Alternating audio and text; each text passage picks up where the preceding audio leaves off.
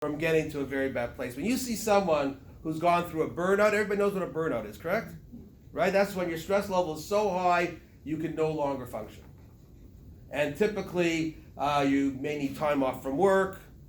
In fact, the number 1, 2, and 3 reasons why people take sick leave from work nowadays are stress, depression, and stress. And depression is just stress too. It's all mental health. But when you get to that point that you can no longer cope with your anxiety, with your stress, with your depression, it's at least a year in the making, probably 2. Which means from early on, you could start to see the signs that something is not right. And if you could intervene earlier, you could probably avoid all the problems that are coming. So if I asked you all, now I can open up the question, right? I can ask a question. What are some signs of stress, anxiety, depression? Let's use stress as our umbrella term. What are some signs of stress that you know of? Either you see it in yourself or just thinking about it, that's a sign of stress. Insomnia, usually. Insomnia, that's a good one. Foggy thoughts. Foggy thoughts.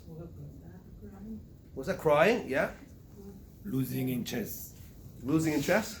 Okay, so that's very interesting because stress is one of those words, when I teach this course, stress is one of those words that's too ubiquitous. It's like it means everything.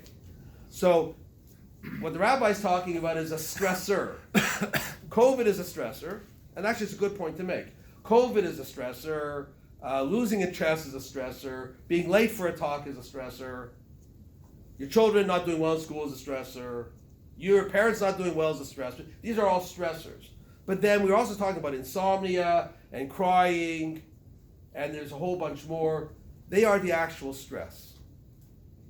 So thank you for giving me that lead-in. I didn't pay you for that. It's not planned in advance.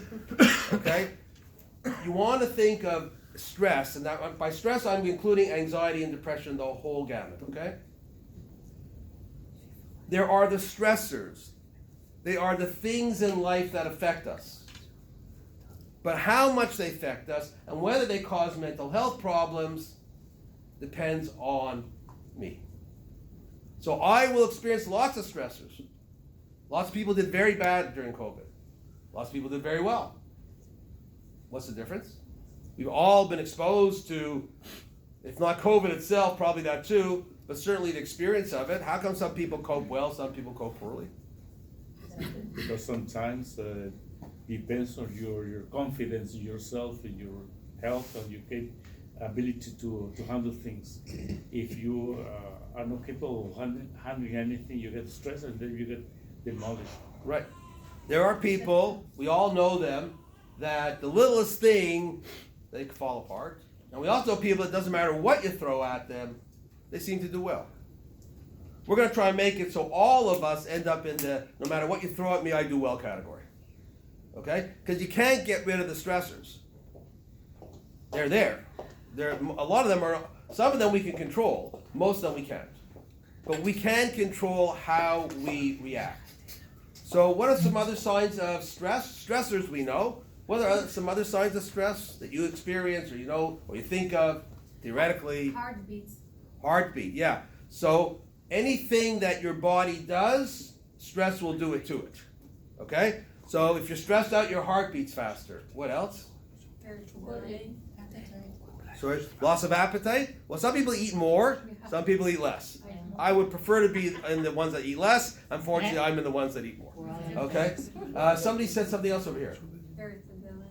There was another term that I thought was very good. Irritability. Irritability. By the way, irritability, the best sign of stress, or the worst sign of stress. Being worried. Lazy. Yeah, I hate the word lazy, because lazy means judgment. No, it's the word people use. Yeah. I hate it because it means judgment. So The truth is, you don't know why people are lethargy. Actually, you know why most people procrastinate and don't do things? Most people think people procrastinate because they're lazy, they're unmotivated, they don't care. You know why most people procrastinate? Stress. They have this problem in front of them. I got to read this book. It stresses me out. So what do I kids do? too? Kids too that Absolutely. So they run away. We all run away from the things that stress us if we feel we can't cope with them. So it goes back to me. If I'm faced with a situation, and it could be even a small situation, that stresses me out a lot, the natural human reaction is to run away. All addiction, by the way, we could cover the breadth of things here. All addiction is running away. You run away with drugs, you run away with alcohol, you run away with the internet, you run away with gambling, you name it. There's behavioral addictions, there's substance addictions, there's drug addictions. All addiction comes because I cannot cope. All mental health issues come because I cannot cope. So the situations are out there, and you're never going to get away from them. And some people have better coping resources, some people have worse. It's not really our fault. It has a little bit to do with how we were raised. None of it's, by the way, genetic. Do not believe for a second that anxiety is genetic. It's not. no mental health are genetic. Some forms of depression are, but even then, not all. Most not, actually. People will try and sell you on it because it's a great way to sell drugs. And by the way, I'm not against drugs. They help. They certainly do. But most anxiety, you know what genetic? Arousability. Arousability means how worked up I get about something. But it can be worked up bad, it can be worked up good. So you see some babies, they move constantly, you can't keep them still. Some babies, you put them down on the floor, you come back tomorrow, they're still right there. That arousability, that action, that is something that is genetic. But what it turns into, does it turn into a very active, passionate, intelligent child, or a very nervous, frightened, scared child? That's the environment. Yeah. There's also, I think, maybe a special situation when you are able to solve many different problems or situations. You can get or find a solution for that, and then suddenly you get the inability because you get sick or you get some limitation in your health, and then you cannot not longer solve those problems that make you a big stress also. Right. So these things happen too. Life's interactive, right? So if you have a physical problem or a mental health problem, it may change. And I mean mental health, I mean cognitive health. Dementias, all other types of problems, of course. But this gets us into the weeds of it. I want to try and stay more on the surface, but you're absolutely right. And this is why even the tips I'm going to give you, you can do perfectly without ever seeing a psychologist, but they're not going to work for everybody because the problems may be greater, they may be more complex, or there may be limitations in the person. Okay? So, there's all these stressors out there, but whether I get stressed, anxious, depressed, that depends on my ability to deal with the problem. How well I cope, what resources I have. So I said it's not genetic, but it is a lot from family. A lot of it is learned. If you see an anxious child, all you have to do is scratch the surface and there's an anxious parent. So that's because they imitate. Children imitate, but it's not genetic. No, they imitate. Okay. I'm not saying nothing in the world is genetic. Everything in a sense is gene-environment interaction. But there's no anxiety gene. Okay? There's an arousability gene. There's probably a million other genes that interact.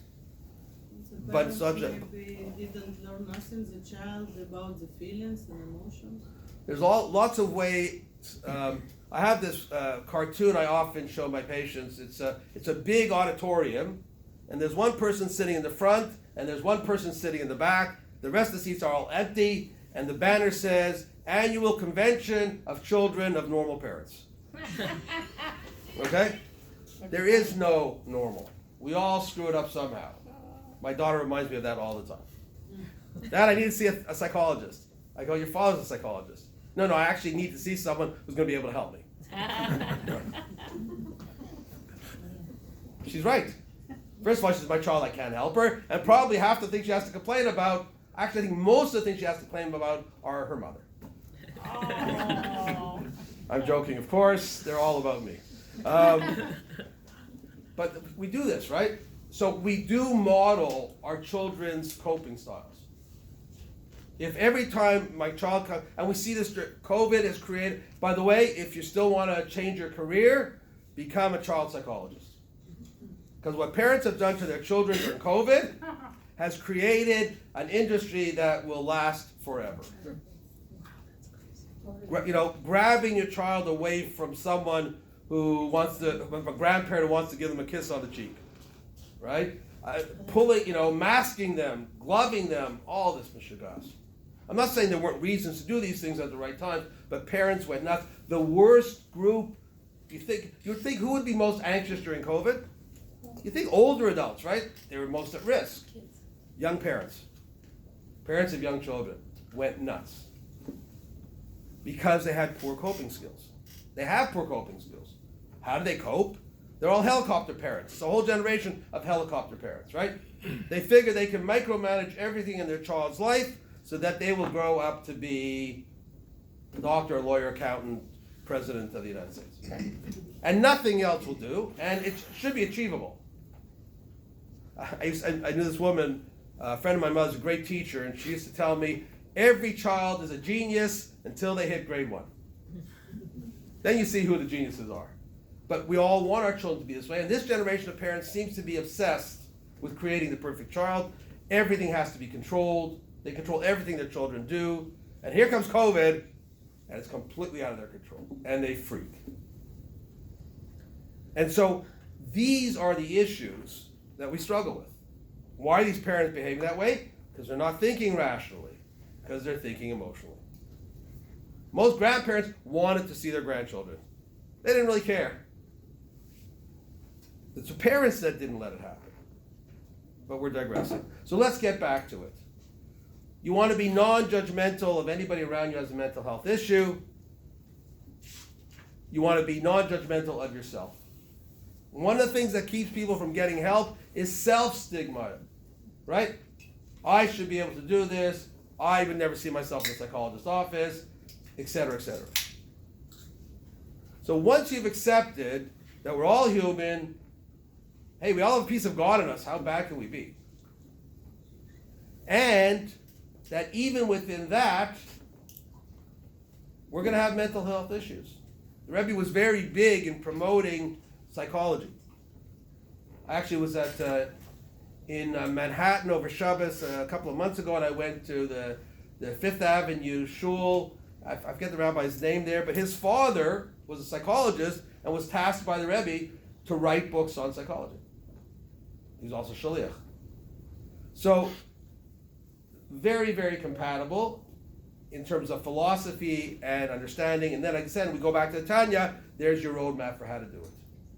So I said I was going to show you how to do it. I'm going to show you how to do it before they kick me out, okay? But luckily, it's a really easy trick, okay? If you want to learn how to deal with emotions in general, I think one of the things I've said a bunch of times already is you need to understand that it's never the situation that causes your mental health issue. It's always your ability or inability to cope with that situation. Okay?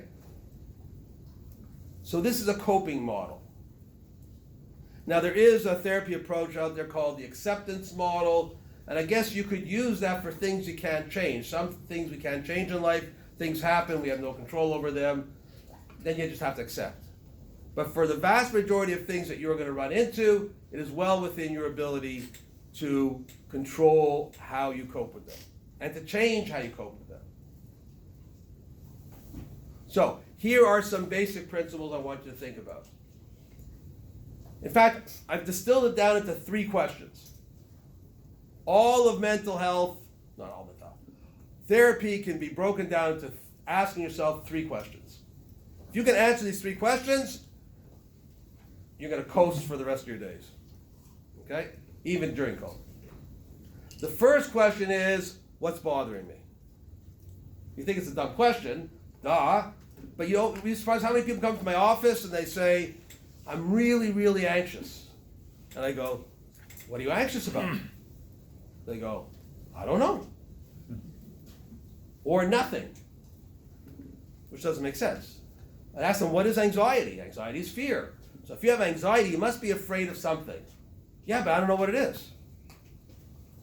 Stress as well. I remember this one guy came into my office, and he had already been to the hospital half a dozen times thinking he was having a heart attack. He was actually having an anxiety attack. Do you know actually that 75% of people are in a doctor's office, talking about physical health problems, right? 75% of people are in a doctor's office for a physical complaint, a symptom, a pain, a this or that. 75% of them, it's anxiety. It's stress. We all have that experience. You have this weird pain. You get all nervous about it. You call the doctor. You go to the doctor. Doctor checks. Goes, nah, there's nothing there. You're fine. And all of a sudden, the pain goes away. So 75% of people in a doctor's office are there for mental health, even though it's manifesting as physical health. 95% of people who go to the hospital think they're having a heart attack. They're having a panic attack. And 99% of people who think they're having a tumor, they're just having anxiety, which makes them dizzy. Neurologists know this the best. You go to a neurologist, they do a couple of tests, they go, nothing wrong with you. But you didn't give me an MRI, you didn't. They go, your symptoms don't even hang together. But our body reacts. And we want to know why. So this guy came to my office and he said, I've been to the hospital half a dozen times thinking I'm having a heart attack. They finally told me, don't come back, go see a psychologist. And I'm having panic attacks because of stress. But I'm not stressed. I said, okay. So tell me a little bit what's going on in your life. Well, business is tough. I'm not sure. We're maybe looking at bankruptcy, but hopefully not. But it's not looking good right now. Oh, yeah? Yeah, I'm in a divorce right now. It's very, very stressful. I don't know who's going to get to keep the house. My kids aren't really talking to me right now. And you have no stress. Oh, that's stress? People don't know what they're experiencing. So the first question you always want to ask yourself is, if you are feeling any of these symptoms we described, and by the way, your body will reflect anything. Depression has a reflection in your body. Stomach aches, huge predictor of depression. In China, actually, they use stomach aches to predict who's depressed. So the body manifests. Heart rate going up, all kinds of other physical symptoms reflect stress, they reflect anxiety. So your body will give you a clue as to something's wrong. You just got to figure out what it is. Your mind also. So people talked about emotional, like irritability, anxiety, anger, any emotional response that your body gives off, that's a sign that things are not going well. Also cognitive things, becoming forgetful. How many adults, older adults, worry they're developing dementia when they're just really stressed out? Same thing for younger people, yeah? No, that's me. That was you. Yeah, it could be younger people. You could be 20 years old and you can't find your keys anymore. Mm-hmm. Stress just takes enormous out of you. So from a thinking perspective, from an emotional perspective, from a physical perspective, if you see anything like that going on, that means you got to ask the first question. And by the way, it should be happening fairly often and not typical. So if somebody said irritability, I said it's the best sign of stress and anxiety. Unless you've been an irritable SOB your whole life, right? If you're just a nasty character, that's nothing new, that's just you. So when you're being irritable, it's nothing new. But if you're that type of person who's generally pretty easygoing, gets along well with people, and all of a sudden, you can't tolerate anything, you're screaming at your kids. You never screamed at your kids. You have no patience for anything or anybody. That's a big sign of stress. So it's change. Sleep, somebody said sleep problems. Sleep problems are a huge sign of mental health problems. Stress, anxiety, depression. If you wake up every morning at 3 a.m., can't get back to sleep, that's a big sign of depression. But if you were a poor sleeper your whole life, you're just a poor sleeper. It's not a sign of anything. But if you normally sleep well and now you're not, that's the difference. If you had headaches your whole life from the time you were a kid, you just got some kind of neurological thing going on there. But if you never had headaches and now you're getting headaches all the time, sign of stress. That's why all these people are ended up in the doctor's office. So when you are getting symptoms of something that you did not experience before, we give our patients a stress questionnaire we developed, and it goes through a couple of pages of different symptoms, And then it says, how often has this happened in the last 3 months? From almost never to almost every day. It's new stuff that's becoming frequent that tells you something's wrong. And as I said, from the moment those signs first appear, you probably got a year before the bad stuff starts happening. That's a lot of time to correct your direction. So this is why I'm giving you the tip. So first of all, before you even ask the 3 questions, when you see symptoms in yourself, maybe someone's pointing it out to you too, that aren't usually you. This is not like you. This is not like me. That's telling you something's going on that's just not working in your brain. And it's not a neurological thing, and it's not a genetic thing, and you won't see it on an MRI, but you're not coping well. Something's going on. So the first question you want to ask yourself, if you see all these symptoms, is what is bothering me? What is going on? I have a question. Yeah. People talked about insomnia as a sign for stress, but what about if you want to sleep all the time and you're Sign not? of depression. That's a sign of depression. Yeah. Still same idea. Again, if you're a person who didn't need to stay in bed all the time, but now you do, Yeah. it's also a change. Any change of behavior is something to take a look at. Okay, now there's an obvious reason. I worked 100 hours last week. I'm exhausted. It Right. could be normal reasons. But if you can't find those reasons, then you look to the mental health aspect. So you ask yourself, what is bothering me? What is going on in my life? And typically we ask you to look at what is going on in your life that wasn't going on in your life last month, or 3 months ago, or 6 months ago. What has changed? And people can look, they can see. You know, the marriage is not going so well, and we're fighting a lot. That could cause it. My kid's not doing well in school. That could cause it. The company's it's kind of shaky. There's layoffs coming. People are talking about this all the time. It could be anything like that. So it could be, and it could be even internal things. I'm not happy these days. I'm not feeling fulfilled in what I do anymore. There's from a spiritual level, there's meaning missing in my life. Something's wrong. So you find out what it is. I'll leave the shluchim to deal with this spiritual healing. It's outside of my, it's very interesting, I guess as a Chabad, as a chassid, and speaking about mental health, people think I can seamlessly integrate spirituality and mental health. It's not like that for me. I trained as a psychologist. I worked for years as a psychologist. I'm a newbie when it comes to Hasidus. So I'm always trying to figure out ways in which it all comes together. Sometimes I don't really understand it yet. I have a good friend who's kind of got both things going on, and you should probably have had him come talk. But he's not actually a psychologist. We're very So. happy you came. He's not actually a psychologist. He just thinks he is one. I have a question. Yeah. Can people be depressed for their whole life? Actually, no. So depression, they can be anxious for their whole life, but depression actually waxes and wanes. So depression, even if you do nothing to treat the depression, it will lift, but it can take 6 months. And then you can get depressed again. The other question, the workaholic is a depression? Workaholic is a depression? Workaholic is an addiction. Okay? Workaholic is just like any other type of holic, right? It's one way, not always. Sometimes people just love what they do and they're engrossed in it all the time. But for some people, it's a way to avoid dealing with their problems. Because if I'm working all the time, I don't have to stop and think about what's going wrong. The problem is it's going wrong anyways. I think that's another point I want to make here, if I could, which is I'm not telling you to look for stuff and get yourself all stressed out. Sometimes people say to me, I come to your office and all we talk about is problems. I don't want to talk about my problems. You bring up things, I don't want to think about them. It's depressing to come here, right? I say, listen, in the short term, yes, in the long term, no. But the truth is the problems that I'm asking you to look at, they're already there.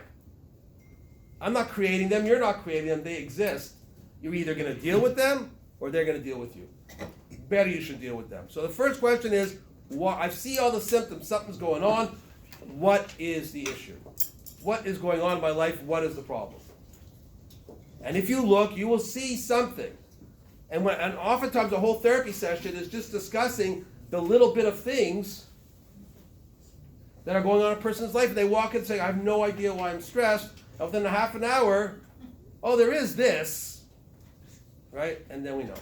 So once you know what the issue is, what the stressor is, then you ask yourself the second question. The first question, what is going on? Where is this? Why am I stressed? Why am I anxious? Why am I depressed? I had a client the other week who said, I'm getting very, very anxious and I don't know why. What's going on in your life? Nothing. Work's good. Family's good. Da, da, da, da. I said, any changes happening around? He goes, oh yeah, my brother's moving to New York. Okay. You gonna miss him? We're not that close. Whatever. I go, your mom lives here, doesn't she? He goes, oh shoot. That's what it is. He's moving to New York. I'm going to be left having to take care of my mother all the time. That was his stress. Now, then we worked out a solution, but he didn't know that's what it was. He just knew that he was getting very anxious. It happens all the time. So the second question then is, this thing that I now see in front of me, right? Is it happening or is it not happening? This is the key question to mental health. Because remember I said at the beginning, we have these two warring factions in our brain. The emotional side, which has nothing to do with facts, and the rational side, which is facts. Yeah. Could I reword it that is what's bothering me present? Is it actually existing right now? Existing. Same thing. Okay? Actually, the key words you want to listen to in your own voice is what if. The what ifs are the killer. Okay? If you say, what if I fail this exam? What if I lose my job? What if my marriage doesn't work? What if my kids won't speak to me? What if the speaker doesn't show up? What if? This is me worrying about something that has not yet happened. All stress, well, just about all stress, and just about all anxiety, and just about all depression is the what ifs. Depression is a little different, because depression is the state of being where you believe it can never change. But it's still the what ifs. It's all about the future. Now, I don't have a crystal ball, and I'm not a prophet, and I don't think anybody else in the room is. In fact, I think prophecy has left the earth, if I'm correct, Rabbi. And so none of us are prophets. So how do I know what's going to happen? I don't know what's going to happen in an hour. How do I know what's going to happen tomorrow? In my practice, which is a lot of people over the years, nothing anybody has ever worried about actually ever happened to them. And you can imagine, I see 40, 50 people a week all worrying about something. Nothing that they have worried about has ever happened. Sometimes bad things have happened. I've had people worrying about payroll and dying of lung cancer. They never even thought they had cancer. Tragic stuff happens. So life is not always pretty. Bad things happen. But trust me, there's never what you're worrying about. So if the question is, what if, you can automatically distance. So you have the problem, you look at it and go, okay, here's the problem, it's right here. Okay? Is it actually happening or not? So what if I lose my job is not happening? The boss giving me a pink slip saying, clear your desk, you're gone, is happening. What if my blood tests come back with bad results? Is not happening. You get the blood tests and there's bad results, that's happening. If you do this exercise, you will find out that about 80 to 90% of the things that you are worrying about, when you figure out what is that thing, have not yet happened. But even the word yet is the wrong word. It's not that they haven't yet happened. Yet almost suggests that it's going to happen. They're not happening. You can't predict them. What is it? It's a thought you have in your mind that frightens you. Right? Your spouse is flying off somewhere for business. What if the plane crashes? Why, you have inside knowledge. You're the mechanic. That's creating. But that's what we do. We create it. Why? Because I really don't want something bad to happen to my spouse, and I'm kind of nervous that they're going away. So I create that fear. It's not based on anything. But we have this idea that if it's in my mind, it could possibly be true, which makes no sense at all. Okay, we actually call this term thought-action fusion. That somehow, because I think it, I make it true, which doesn't make any sense at all. So again, First question is, I've had all these symptoms, I ask myself, what's going on in my life? I identify it, I say, is it happening or not? If the words what if are anywhere in it, it's not happening. And it's literally, it's mamash, is it actually happening? They could be handing out pink slips. Did I get one? No. If I get one, and what's amazing is most people are pretty good at solving actual problems. Most people, they lose their job, they figure out it, and they get another job. But if you're worrying about the what ifs, what are you supposed to do? What if I lose my job? I'm supposed to not go to work tomorrow. I have a job. That's the way I'll lose my job. I'm supposed to be sending out my CV. I have a job. What if I have heart disease? What am I supposed to do? Do open heart surgery? So what's causing the what ifs? Something that I am frightened about that I feel is uncontrollable and I don't feel empowered to do it. Truth is most people have what ifs, and we all do to some extent. It's a measure of self-confidence, which is deeper than I was going to go. But if I'm confident, if I figure that whatever happens in my life, I have some mastery over it, some control over it, I won't have many what ifs. But we can't control everything in our Right. So that we're going to come. That's the third question. Okay. So the second question is it happening or not? You can eliminate, as I said, probably 90% of your anxiety and stress and worry by just answering, is it happening or not? And you could say, Dr. Miller promises that if it isn't happening, it's not likely to happen. I can do this easily. Truth is, so many things can happen. I'm only thinking of 2 or 3. The odds of them being the ones is almost nil. I had this woman, she goes, okay, so you tell me the what if. So I have this big fear of flying. What if the plane crashes? I'm always afraid to fly. And I have proof. I go, what's your proof? So I was flying to wherever, and I was in Chicago, and there was a big snowstorm, and the plane sat on the ground for 3 hours, and we never took off until the snowstorm stopped. I said, that's actually proof that nothing bad was going to happen. You didn't actually go into the air. So people look for false proof. I have these people who think they have a brain tumor because they're worried about it. Because, ever since they were 2 years old, their mother was schlepping them to the doctor or their father. Okay? So they develop this fear of health. And you can send them to 100 doctors and they can have 1,000 MRIs and everything comes out beautiful. But they have this idea and this fear in their head and they can't let it go. The reason they can't let it go is because they're driving on their emotion. But I feel it, they say to me. But there's no facts for it. I sometimes tease them. I go, I think you want to have a brain tumor. How can you say that? That's a horrible thing to say. I go, because you have 14 specialists who told you don't, and you're still coming here telling me you do.